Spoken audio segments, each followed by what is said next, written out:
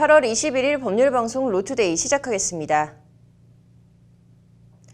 정부가 온라인 플랫폼 산업 전반에 대한 규제를 크게 강화합니다.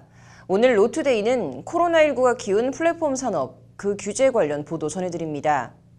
먼저 공정거래위원회가 어제 온라인 플랫폼 공정화법 제정을 위한 간담회를 개최했는데 어떤 내용이 오갔는지, 한계는 없는지 등을 장한지 기자가 알아봤습니다. 온라인 플랫폼 사업자는 크게 세 갈래로 나뉩니다. 하나는 G마켓, 옥션, 11번가 등을 가리키는 오픈마켓, 다른 하나는 쿠팡, 티켓몬스터 등 소셜 커머스, 마지막으로 배달앱, 숙박앱, 부동산 중개앱 등 온라인 투 오프라인, 이른바 O2O 서비스입니다. 이들 거래액은 2010년 25조에서 2015년 54조 규모로 2배 이상 성장한 뒤 지난해 135조 이상의 거래 실적을 올렸습니다. 여기에 최근 코로나 사태로 비대면 거래가 폭발적으로 증가하면서 온라인 플랫폼 거래 의존도는 계속 커지고 있습니다. 문제는 이들의 우월적 지위가 강화하면서 그곳에 의존해야만 하는 소상공인, 입점업체의 우려도 함께 커지고 있다는 점입니다. 이에 따라 공정거래위원회는 어제 비공개 간담회를 열고 온라인 플랫폼에 입점한 업체들의 애로사항을 청취했습니다. 이른바 온라인 플랫폼 공정화법을 제정하기 위해서입니다. 공정위 관계자는 법률방송과의 통화에서 온라인 플랫폼 공정화법의 핵심 골자는 필수적 계약서 작성 및 교부가 될 것이라고 말했습니다. 골자는 계약서를 체결을 해라. 계약을 체결을 해서 그다음에 계약서를 작성해서 교부를 해라. 그런 내용만 들어가지 그 계약서 안에 어떤 내용으로 해라라는 것까지는 들어갈 수는 없을 거예요 아마. 공정위는 이와 함께 법 제정안에 불공정거래 행위 유형을 규정하고 공정거래 협약제도, 분쟁조정 협의회 설치 근거를 마련하기로 했습니다.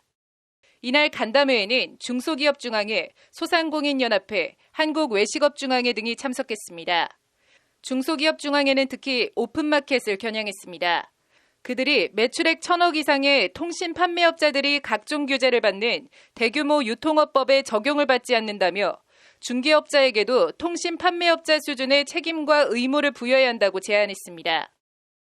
통신 판매업자는 자기들이 진짜로 롯데몰이라든가 신세계몰처럼 자기들이 몰을 갖고 직접 물건을 사서 판매하는 걸 말한 거고요. 중개거래업자는 네이버 쇼핑이라든가 우리 G마켓 이런 쪽에 입점을 시켜가지고 물건을 자기들이 직접 판매는 하지만 책임을 지지 않는 그런 형태로 말하는 거잖아요. 통신판매 중개업자들, 예를 들면 네이버 쇼핑이라든가 G마켓 그런 쪽의 종류의 업체들은 규제할 방법이 없어요, 지금 현재로서는. 소상공인연합회는 온라인 플랫폼 전반적으로 수수료, 광고비, 홍보료 등 각종 비용 부담 구조가 체계적이지 않다고 지적했습니다.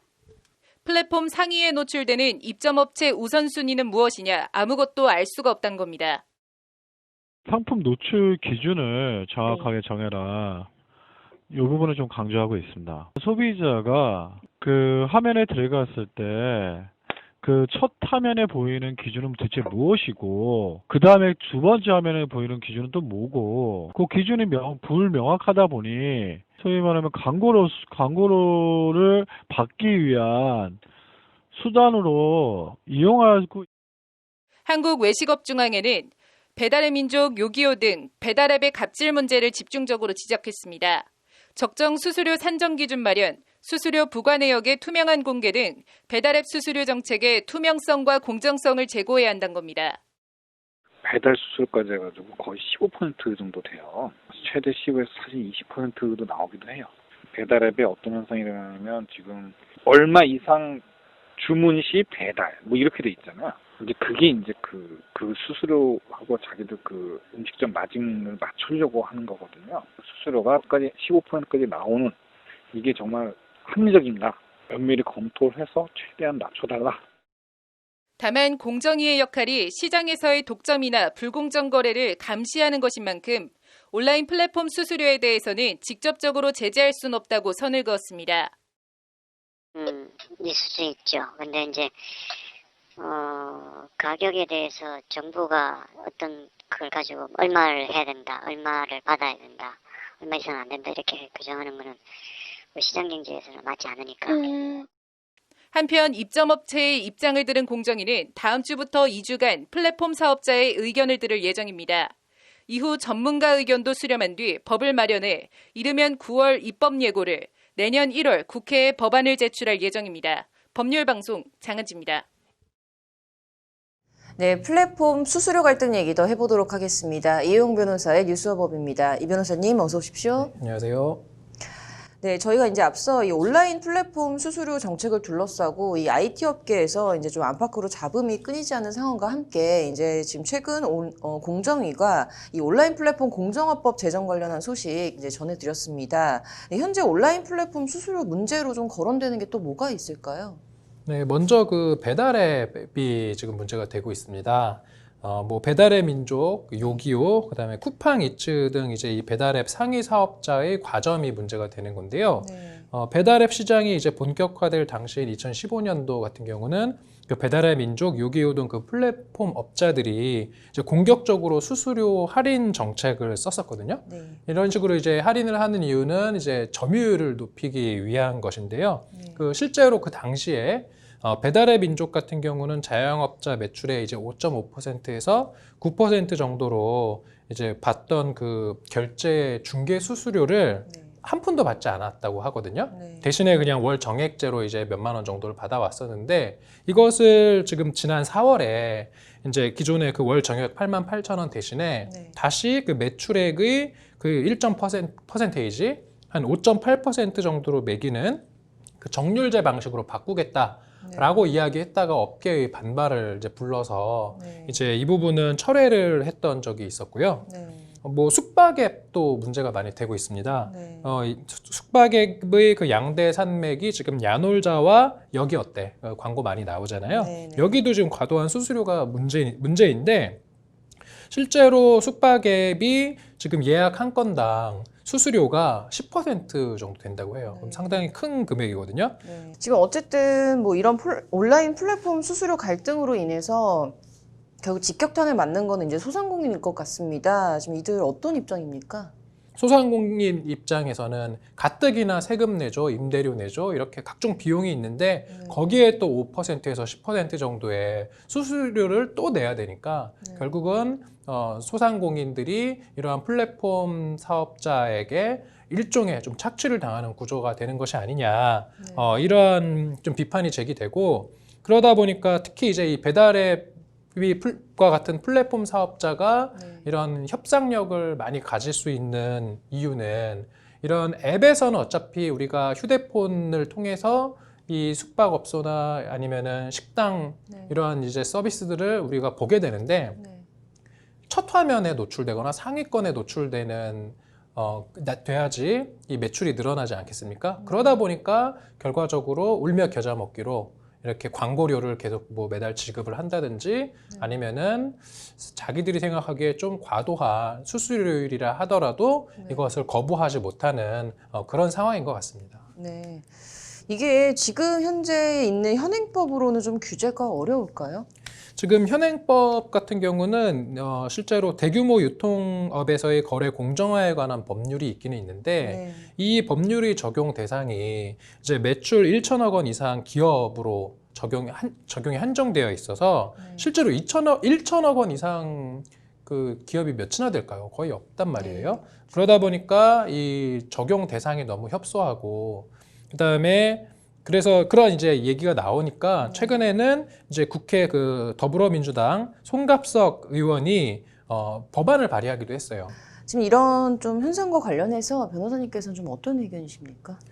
저는 이제 플랫폼 사업자들이 뭐 장단점이 있는 것 같아요. 이런 소상공인들의 매출을 증가시켜주고 그 다음에 또 홍보도 해주고 이런 장점이 있는 반면에 지금 말씀드렸던 것처럼 이제 과도한 수수료, 그 다음에 과도한 광고료 이런 것을 이제 그 상인들에게 부과를 하는데 이것의 궁극적인 피해는 소비자들이 보는 거거든요. 플랫폼 사업자에게 지불하는 수수료만큼 가격이 올라갈 수밖에 없어요. 결과적으로 저도 얼마 전에 그 모 제과점에 갔었는데 그런 경우 봤어요. 끊임없이 뭐 배달의 민족이니 뭐 요기요니 이런 네. 배달원들이 그 제과점 안으로 막 들어와서 네. 포장 물품을 가지고 가더라고요. 네. 근데 제가 호기심에 그 배달의 민족에 들어가서 그 메뉴판을 보니까 제가 방금 오프라인으로 산 그 메뉴판 금액과 실제 그 앱에 나타나 있는 금액이 동일한 상품에 대해서 네. 금액이 다르더라고요. 네. 뭐냐면은 금액이 올라가는 거예요, 그만큼. 네. 왜냐하면 수수료를 내야 되니까. 네.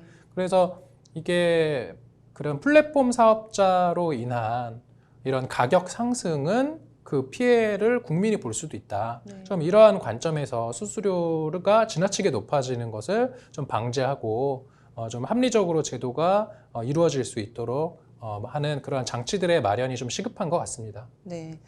이게 또 점점 온라인 플랫폼이 지금 계속해서 발전하는 만큼 말씀하신 대로 좀 합리적인 규제 방안이 좀 필요해 보이네요. 오늘 잘 들었습니다. 다음 소식입니다.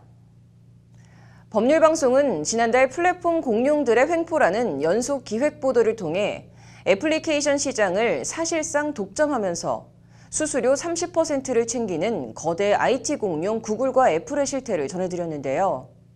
구글 플레이 스토어에 인기 게임 포트나이트를 입점하지 않는 방식으로 구글을 상대로 싸움을 걸었다가 2년 만에 사실상 백기를 들었던 에픽게임즈가 이번에는 구글과 애플을 법원에 고소하면서 다시 한번 정면 대결을 선언했습니다.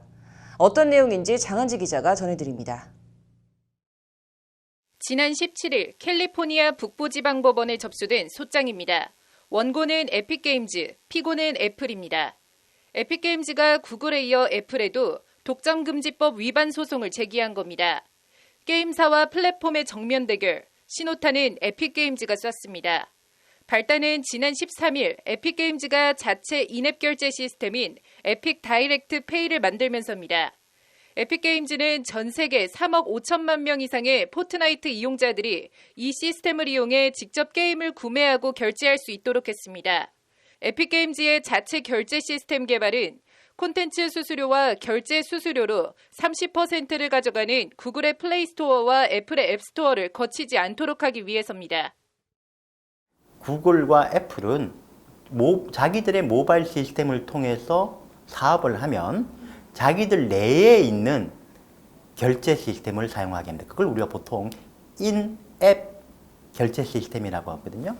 요 안에 있는 시스템인데 거기가 각각 두 회사가 공이 전체 매출의 30%를 결제 수수료 및 모바일 시스템 수수료로 징수하고 있는 상황이죠.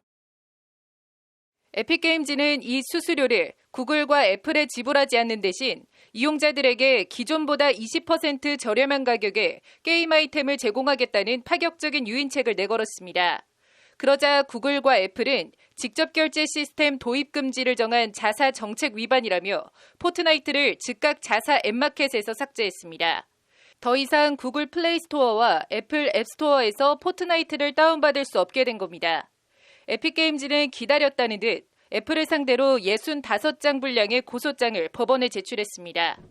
에픽게임즈는 고소장에서 애플이 부과하는 30%의 수수료는 너무 과하다며 이러한 과세가 이어질 경우 애플 기기에 의존하는 이들이 피해를 보게 될 것이라고 주장했습니다.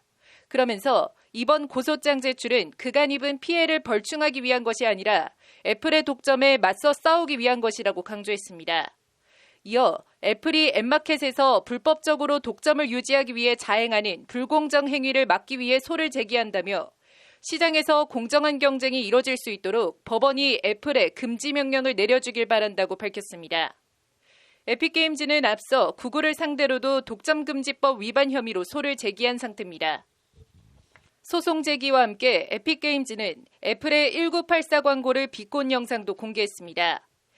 애플이 1984년 1월 슈퍼볼에서 처음 공개한 이 광고는 당시 PC 시장을 주름잡던 IBM을 조지 오웰의 소설 1984에 나오는 빅브라더로 묘사하고 이를 파괴하는 내용을 담았습니다. 에픽게임즈는 패러디 영상에서 애플을 21세기 2020년 현재의 빅브라더로 묘사합니다. 영상 말미에는 이런 문구가 등장합니다. 에픽게임즈는 앱스토어의 독점에 맞서왔다. 애플은 보복으로 포트나이트를 수십억 원대의 기기로부터 차단한다. 2020년이 1984가 되는 것을 막기 위한 투쟁에 동참해달라. 20년 전에. 그러면서 애플이 그때 거의 망하는 게 아닌가 싶었는데 애플이 다시 살아났죠. 뭘로? 스마트폰으로. 그러면서 똑같은 관행을 지금 애플이 하고 있는 거예요, 사실은. 자기네 시스템에 적합하지 않은 것은 아예 들어오지 못하게 그들이 당하면서 이후에 지금 그들이 반복하고 있는 아주 재미있는 아이러니한 형국이라고 볼 수 있겠습니다. 에픽게임즈가 소송에서 승소할 경우 구글과 애플은 막대한 배상금을 물어야 합니다. 미국 법원이 두 IT 공룡을 플랫폼 시장을 불공정하게 지배하는 빅브라더로 판단할지, 그에 따라 오랜 기간 유지해온 수수료 30%의 변화가 생길지 소송 결과가 주목됩니다. 법률방송 장은지입니다. 이어서 법조계 소식 전해드리겠습니다. 법원행정처가 오늘 코로나19 확산에 대응해 전국 법원에 오는 24일부터 2주간 휴정을 권고했습니다. 김인겸 법원행정처 차장은 긴급을 요하는 사건을 제외한 재판 기일을 연기 변경하는 등 휴정 기해준에 탄력적으로 운영해달라고 당부했습니다. 코로나19 확산과 관련해 추미애 법무부 장관과 진영 행정안전부 장관, 한상혁 방송통신위원장이 오늘 정부 서울청사에서 대국민 담화를 발표하고 악의적인 방역활동 방해에 대해 구속수사를 원칙으로 하고 법정 최고형을 구형하기로 했다고 밝혔습니다. 서울행정법원이 지난 광복절에 열린 광화문 집회를 허가한 것이 코로나19 확산의 기폭제가 됐다는 비난이 일자 이례적으로 집회 허가 이유를 담은 결정문을 오늘 공개했습니다. 청와대 국민청원 게시판에는 어제 8.15 광화문 시위를 허가한 판사를 해임하라는 청원이 올라와 하루 만인 오늘 오후 6시 현재 20만여 명이 동의했습니다. 지하철에서 휴대폰으로 여성의 신체를 불법 촬영한 혐의를 받는 김성준 전 SBS 앵커가 오늘 1심에서 징역 6개월에 집행유예 2년이 선고됐습니다. 서울 남부지법 형사 13단도 류희연 판사는 검찰이 제출한 증거는 모두 적법하다고 판단했습니다. 김 전 앵커는 선고 후 피해자분께 진심으로 죄송한 마음이고 늘 반성하며 살겠다고 말했습니다.